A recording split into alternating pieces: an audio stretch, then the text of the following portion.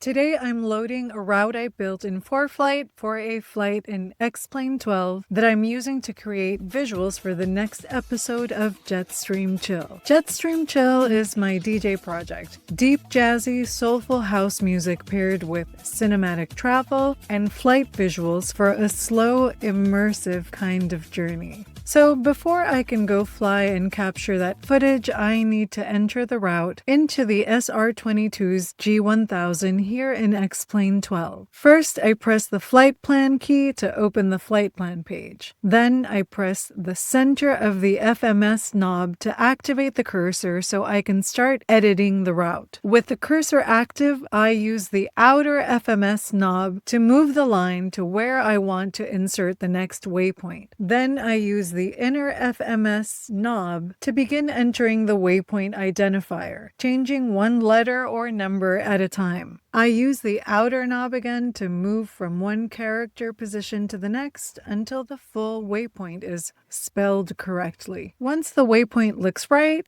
I press enter twice to confirm it and add it to the flight plan. Then I repeat the same process for each remaining waypoint in the route. Select the line, enter the identifier, and press enter. If I need to correct something, I can use clear to back out or remove the entry and try again. By the time I finish, the full route is loaded into the avionics exactly the way I want it. One of the reasons that matters is because once the flight plan is entered correctly, the system is ready for the next step, including using nav mode in the autopilot after I take off to follow that programmed route. If you want to see the next step, let me know in the comments and I'll make the nav mode video next. Thanks for watching. See you in the next one.